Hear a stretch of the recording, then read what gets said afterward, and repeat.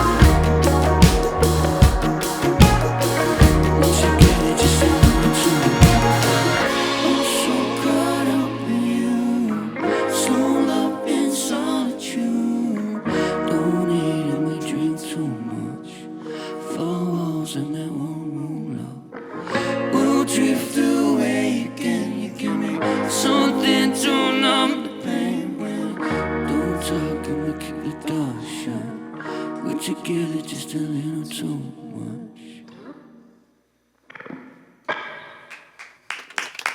Hey guys, this has always perplexed us here at Audiotree. Over 88% of you that watch our show are not subscribed to our channel. Kind of wild, right? So could you please do us a favor? If you like this show and you like discovering new music and you wish to support us, the free and simple way to do that is to subscribe to our YouTube channel.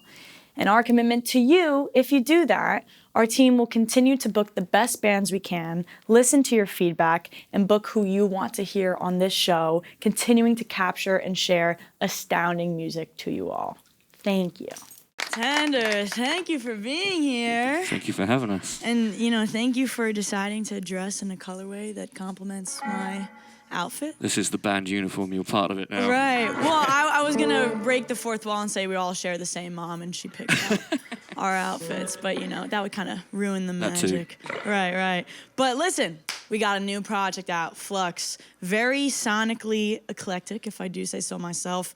I'm hearing future bass, I'm hearing shoegaze, breakbeat, I'm hearing trap and drill, I'm hearing gospel, I'm hearing a lot of sonic influences, and I was wondering where that all came from. Is that because for a time we were in London and living there and experiencing that and being surrounded by such international citizens? Yeah, I guess so. Like, London is, you know, it's an amazing place to be and write music, even if it's subconsciously, I'm sure. Right. Some of that falls into that. But yeah, we've since left the city, but this was written during our time in London. Yeah. But yeah, Dan, any Yeah, thoughts no, on that? I think that's spot on, really. It's, you know, cliche, but it's a melting pot of culture, isn't it? And having that time off, like, through, like, COVID and lockdown kind of gave us time to take stock and take in other influences. And, yeah, I think that's all just fed into the way this record's turned out. Yeah. And it's also quite production heavy. I can hear that there are producers in this band, not just musicians, from, you know, the soundscapes and the sample play that you use. And I'm also happy to hear this project because historically the vocals have been a little more hidden within the mix, and it's exciting to hear it pop out. How has that been for you, making that adjustment? Yeah, that sort of just came over time. I think getting more confident with it, and also I guess the sort of the words in this record were a bit more personal and a bit more, you know, about it didn't work hiding behind all of those layers, you know. Right. But yeah, I think over the time of just, you know, we've been in this band for a long time now.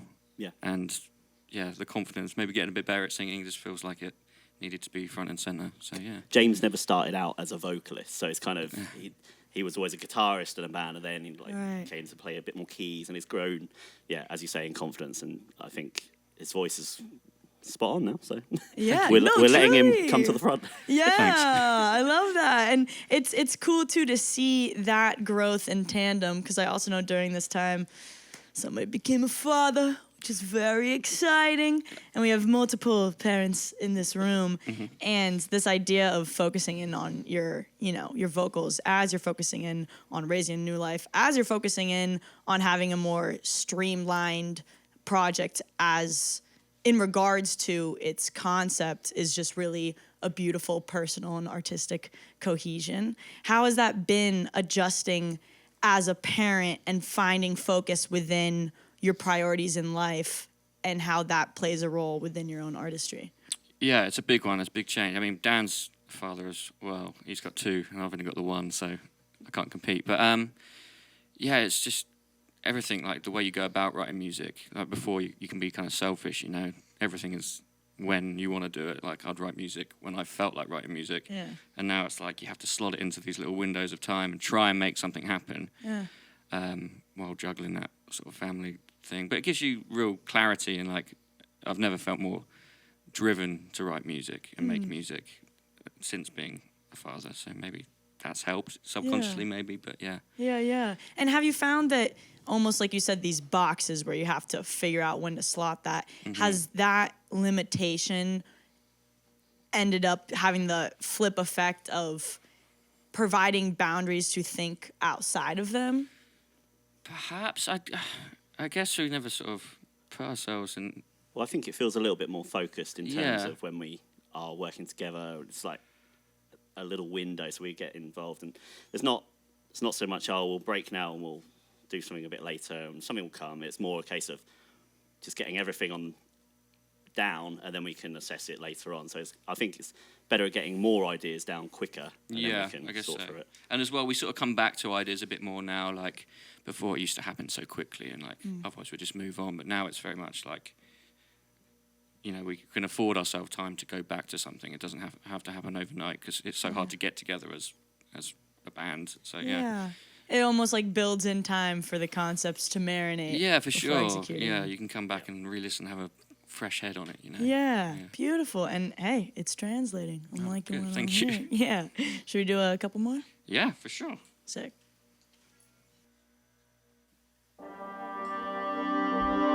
There's nobody else can do this job because they got too much feeling.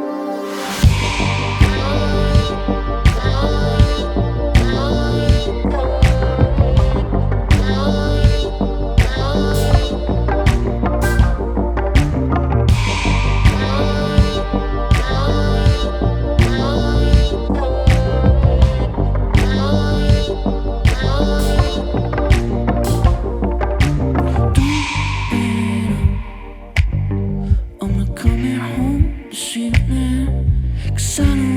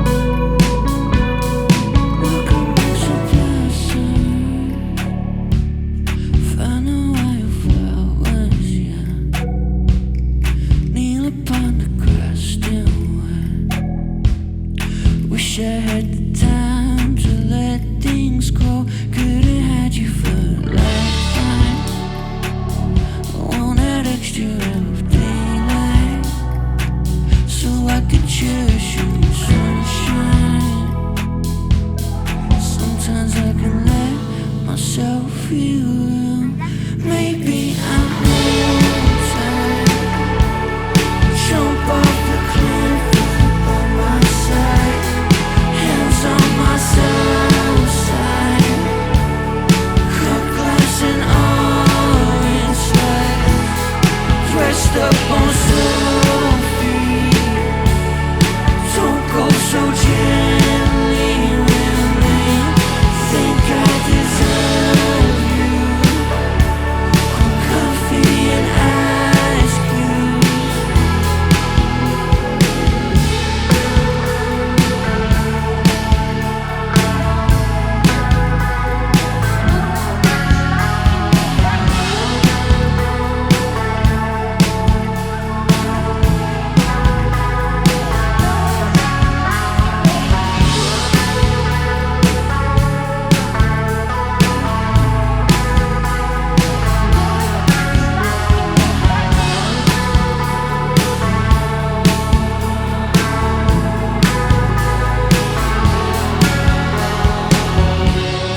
Need you forever. I need you forever, forever.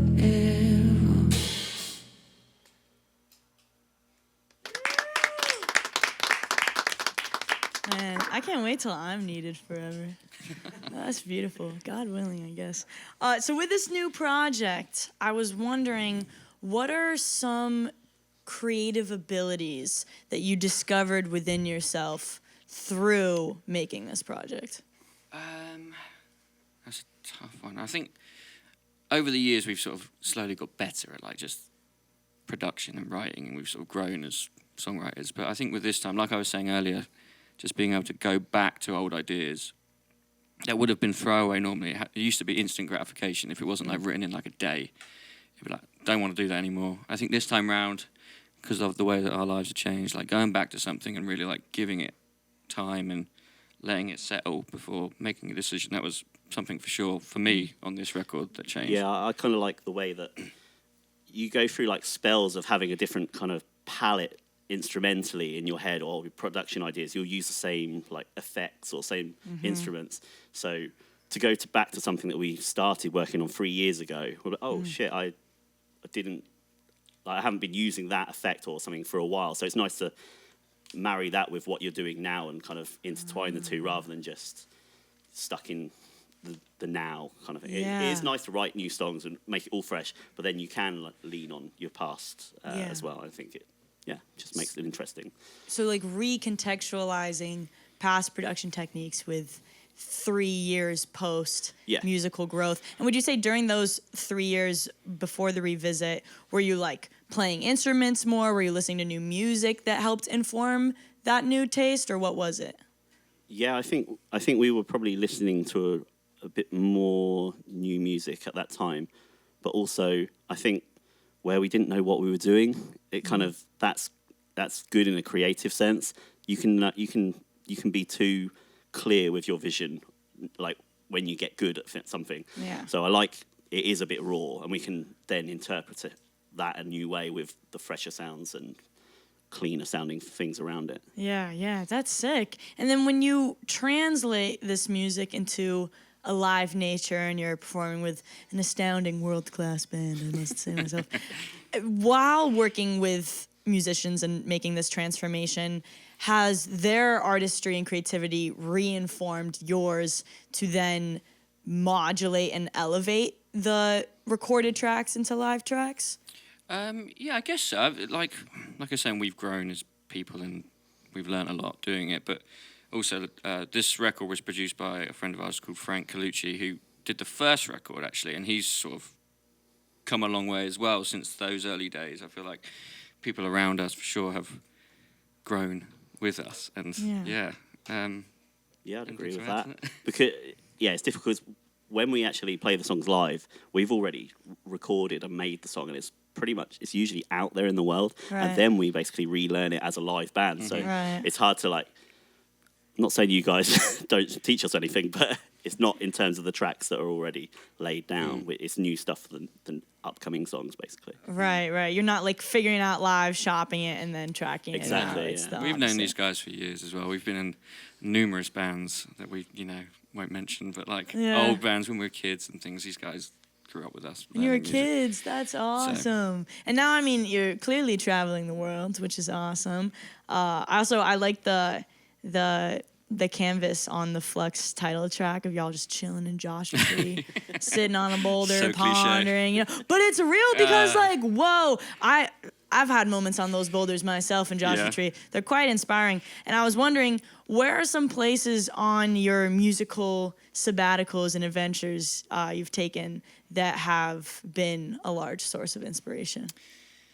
That's a tough one. I mean, we come out here, and you go out west, and it's beautiful and arid and very alien to back home. Yeah. So that's quite inspiring. But we don't get to go out there very often. So I suppose like dreary UK is our Yeah. inspiration, isn't it? Really, The rain. the rain and Damp. the damp.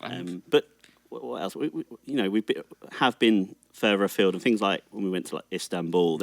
We've got like some samples that we've taken from a record that was found in a record shop when we're out there. Nice. And instrumentally, there's a few like influences, but it's nothing too upfront and nothing too clear. Essentially, Right. We're not like claiming that as our own. It's just interesting textures. But yeah, we have been lucky that we've been able to travel around and play shows, and yeah, it's been a long time now. It's been like 4.5 years. So Yeah, Yeah. it's a beautiful revisit. And I heard we're grilling it up at the RV stops, hell yeah. just shooting dies, living the American experience. Yeah. Yeah. We're all crammed into a little bus thing. So yeah, it's days off. That's a welcome break. Just hanging out by the fire. Beautiful. I love that. Maybe with this outfit, it's gotten me a ticket to join you. You're sometime. welcome. Definitely. You're welcome to join Fingers us. crossed. Awesome. Well, shall we close this one out? Sure. Yeah. Let's do it.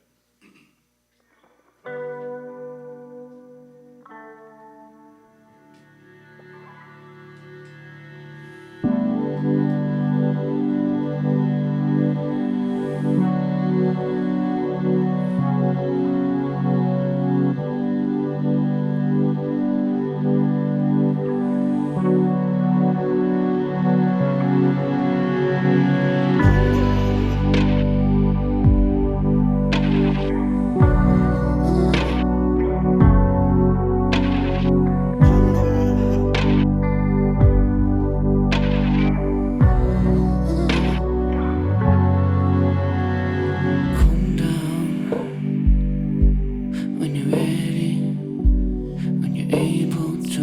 We never talk about it. We won't speak for weeks. You turn the other cheek, but that's on me.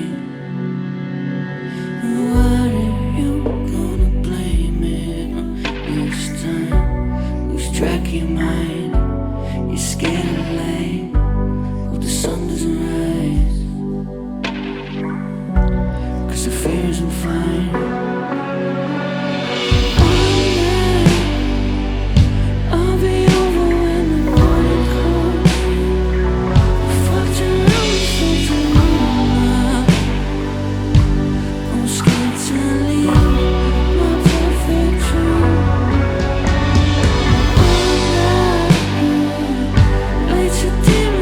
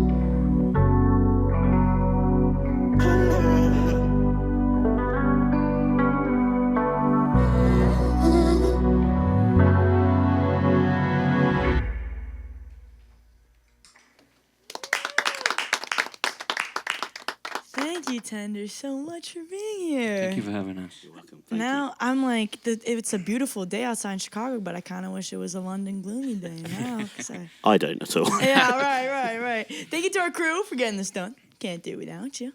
And thank you for watching. We also wouldn't be here without you. And by the time you are watching this, what you heard in the studio is on all streaming services. So Spotify, Apple Music, Tidal, you name it, this is there. Tap in. My name is Fingy. Thank you so much for watching. We'll catch you next time. Peace.